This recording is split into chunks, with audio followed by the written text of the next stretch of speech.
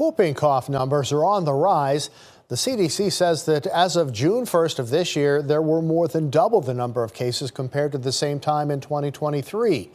KELOLAND's Summer Roddershot talks to a pediatrician about what parents might need to know about this disease.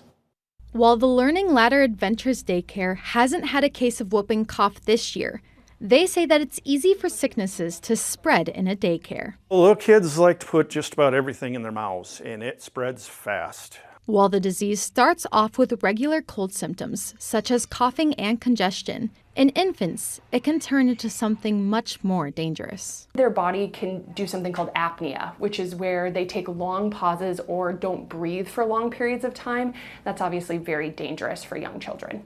Whooping cough is difficult to identify from a regular cold in its early stages. If you think you have whooping cough, you should definitely see your doctor. That test and early treatment are the best way to not only prevent you from having prolonged illness, but to prevent you from spreading that disease to people who could be even more vulnerable than yourself. The best way to prevent the disease is by getting the vaccination. We also vaccinate for whooping cough at age 4 and at age 11. So if you have a school-age child who hasn't had a tetanus vaccine in the last few years, you should look and see if they're due for their whooping cough booster.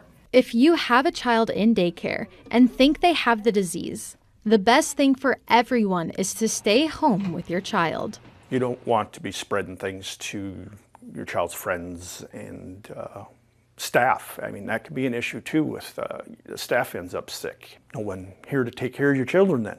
In Sioux Falls, Summer Roddershot, KELOLAND News.